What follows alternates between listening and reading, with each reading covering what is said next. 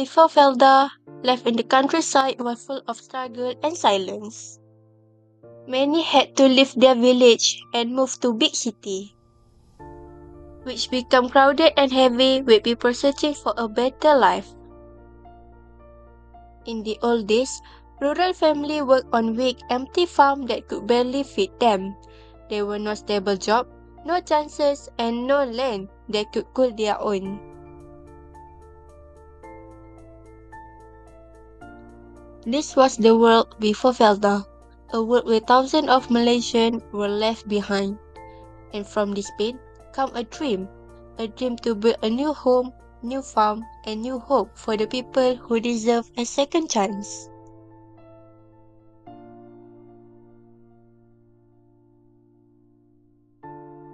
Now, I will talk about the importance of nation building in Malaysia and how one of the key initiatives, which is Felda, has played a major role in shaping the country's social and economic development. Nation building is crucial for any developing country, especially for a nation as diverse as Malaysia. With different races, ethnicities, and religions, Malaysia needed stronger strategies to unite its people and ensure equal growth after gaining independence in 1957. At that time, the government focused on reducing poverty, narrowing the gap between rural and urban communities, and creating fair opportunities for all citizens, regardless of their background. One of the major steps taken was the establishment of the Federal Land Development Authority, or Felda, in 1956. Felda was designed to tackle issues like unemployment, landlessness, and low income among rural residents. Its main goals were to raise rural income and improve the quality of life for communities living outside urban areas. In other words, Felda was not just a development program, it was an important nation-building tool that aimed to uplift rural population and strengthen Malaysia's economy. Over the decade, Felda has made a significant impact through agricultural development and modernization. It has helped reduce poverty and provided thousands of families with stable income opportunities. Felda settlement became a symbol of unity, where communities worked together, improved their living standard, and contributed to national growth. Because of this success, successive Malaysian Prime Minister continued to support the Felda program as part of the country's long-term development policy. Felda's achievement in strengthening the national economy, uniting Malaysian, and advancing the agriculture sector show how valuable it has been in nation building. However, in recent years, Felda has faced several challenges. Issues like financial mismanagement, governance problems, and declining interest in agricultural careers, especially among the younger generation, and raised concern about the sustainability of the program. These challenges highlight the need for reform to ensure Felda remain relevant and continue contributing to Malaysia's economic stability and agricultural development. In conclusion, although Felda has played an important role in Malaysia's nation-building journey, it must adapt to current challenges to ensure its mission continue for future generations. Abdul Razak bin Datuk Hussein was born on 11 March of 1922 in Pekan, Pahang. He was the eldest child of Datuk Hussein bin Muhammad Talib and Teh Fatimah binti Daud. Although he came from a royal family, Dr. Razak was known for being humble, simple, and caring toward the people. He was raised mostly by his grandfather, who taught him about religion, discipline, and moral values. From a young age, he learned the importance of honesty and service to others. When he saw many poor families struggling in rural Pahang, it touched his heart deeply. He realized that many Malays were living in poverty with limited access to education and land.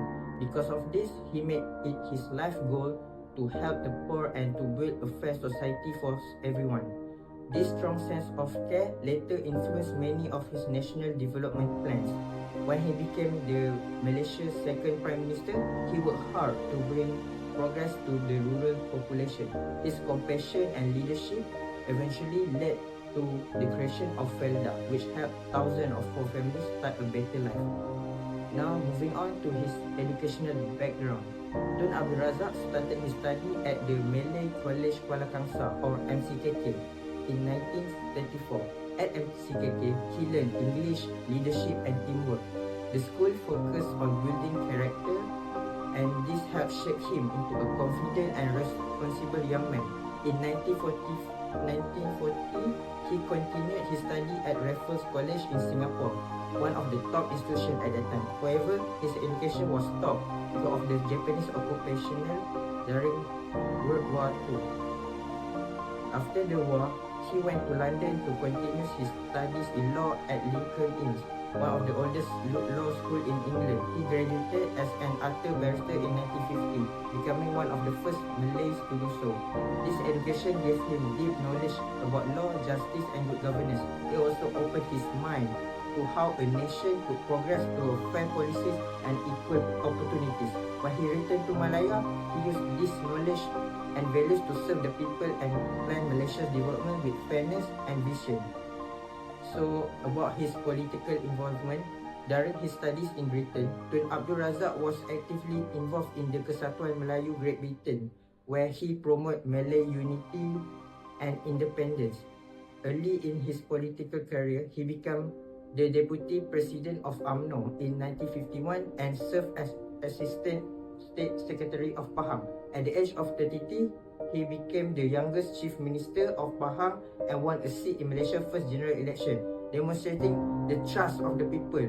He later became Malaysia's first Education Minister and played a key role in drafting the Razak Report, which laid the foundation for the national education system in 1956. He represented Malaysia in the London mission seeking independence.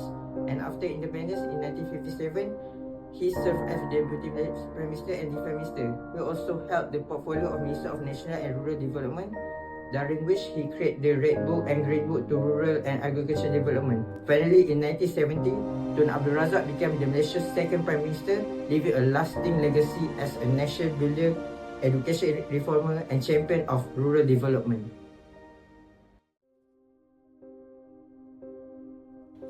After Malaysia gained independence in 1957, the country faced many challenges such as poverty, rural underdevelopment, and economic imbalance among races.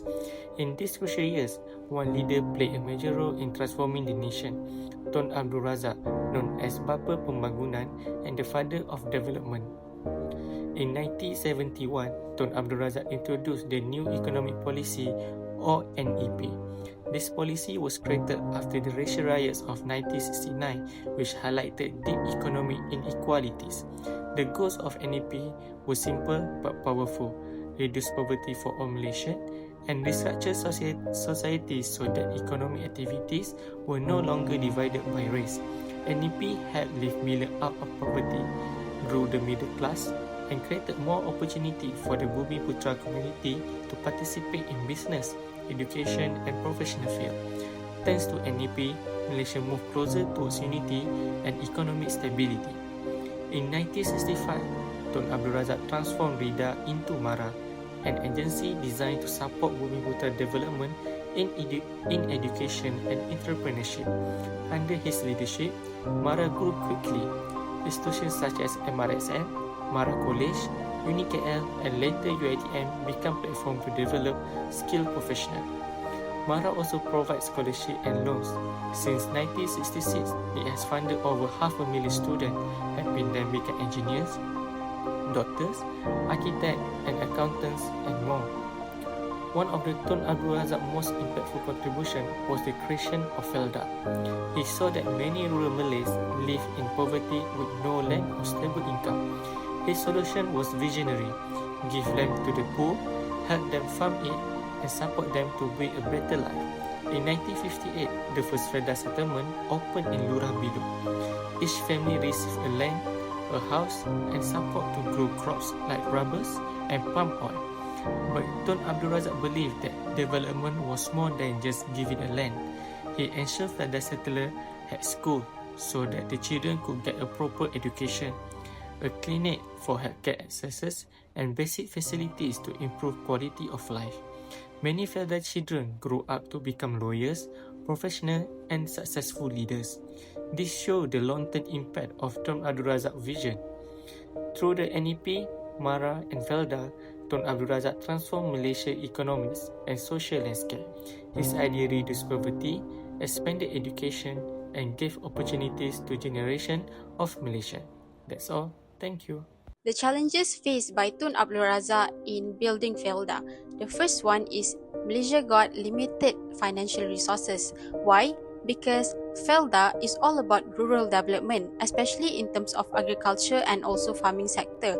However, it demands huge investments to make it happen because it involves development activities like clearing forests, providing housing, and also giving settlers land.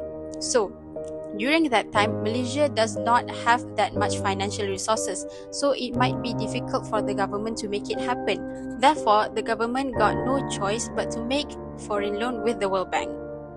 Next, the second challenge is infrastructure and also accessibility issues.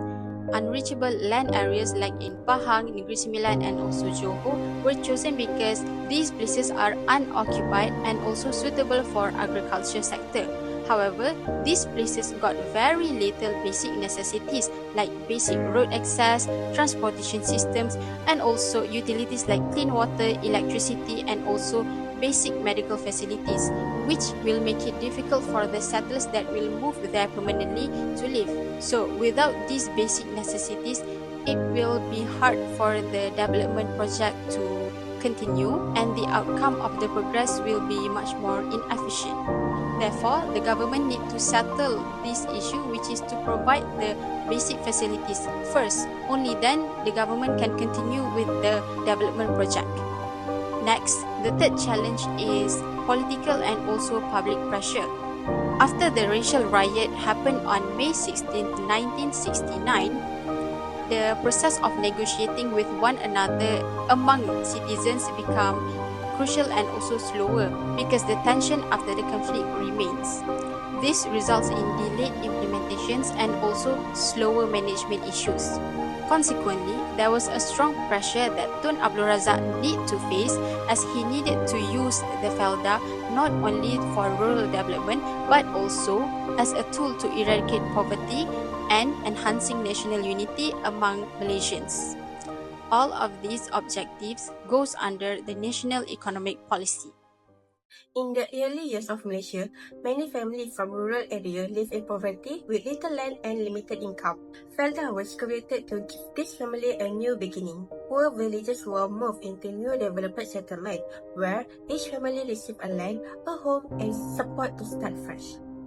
Felda transformed an empty land into a rubber and palm oil plantation, where it granted a stable job opportunity and improving income. By 1985, Felda had developed over 300 schemes, covering over 762,000 hectares and helping more than 106,000 families to escape poverty.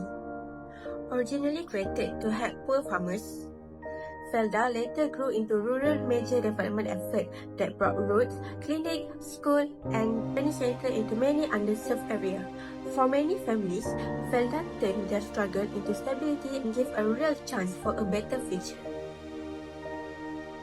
Felda's impact was not only focused on economic, it also brought Malaysians closer together.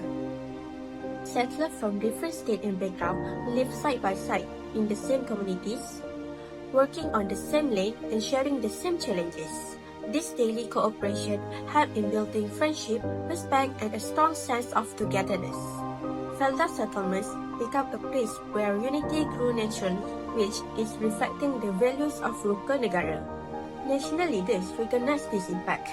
Prime Minister, which is Anwar Ibrahim, praised Felda settlers for lifting themselves out of poverty and helping in strengthening Malaysian unity. Over time, Felda community become a symbol of harmony, showing that when people are live and grow together, a strong national identity is built. As Malaysia continues to develop, Felda have shifted its focus to building human capital, which is the skill and ability of its people. Scholarship, vocational training, and education help the younger generation to enter modern careers and achieve a greater success.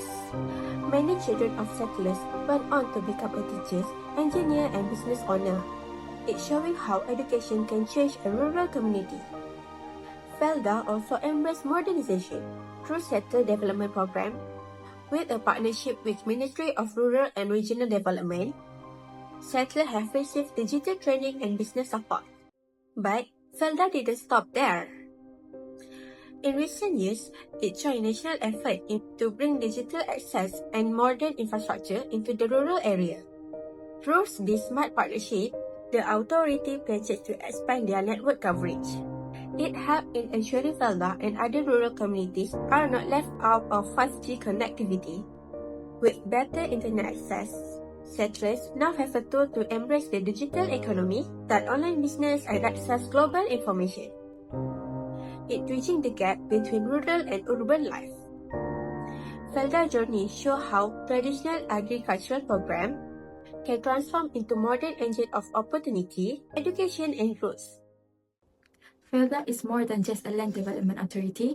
It is a story of resilience, leadership, and nation building. By focusing on 3 key areas recommendation, which are income diversification, infrastructure development, and community engagement, Felda can continue to strengthen Malaysia's journey in nation building.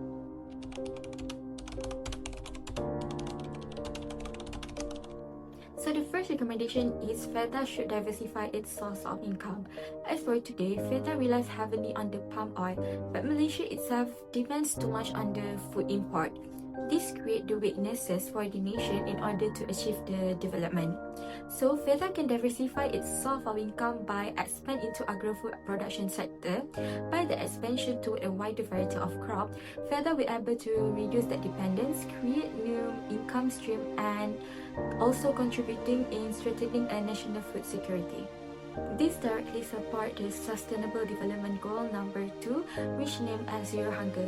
In doing so, diversification becomes not just an economic strategy, but a contribution to nation building, empowering rural communities, and narrowing urban and rural gap in Malaysia.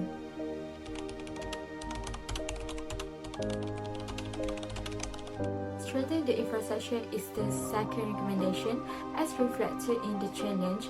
Infrastructure challenge being one of the key that always hinder development in Malaysia.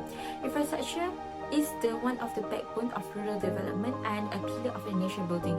Road, facilities, and digital connectivity are not just conveniences, but they are lifelines. Better improve access to market, while high-speed internet allows settlers to join digital economy.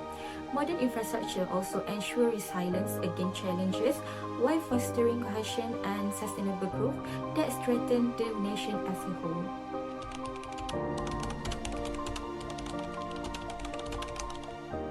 As for the last recommendation for Felda in contributing in nation development is strengthening community engagement. So Felda origins always reflect Tun Abdul Razak achievement-oriented leadership, which launched transformative policy.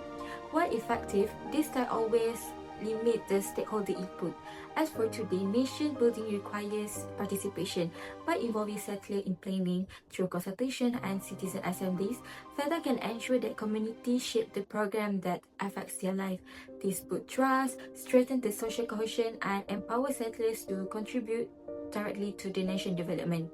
In this way, Felda evolved from a leader-driven model into participatory one, enhancing stability and unity across Malaysia. All in all, these 3 pillars, which is diversified income, modern infrastructure, and engaged communities, will form Felda to lasting contribution to nation building. As for the conclusion, we can conclude that Tun Abdul Razak vision through Felda changed the path of Malaysia nation building by giving housing, land, and farming opportunities that lift out the rural families out of poverty and brought diverse community together in unity. Although the journey faced several challenges such as limited funds, poor infrastructure, and political tension after May 13, Felda proved to be a bold project built on a resilience and compassion. Today, its legacy continues as Malaysia adapts the framework to the modern needs by diversifying income beyond palm oil, improving connectivity, and encouraging community participation. Felda stands as a lasting legacy of Tun Abdul Razak vision, proving that rural empowerment can build unity, resilience, and stronger Malaysia for generations to come.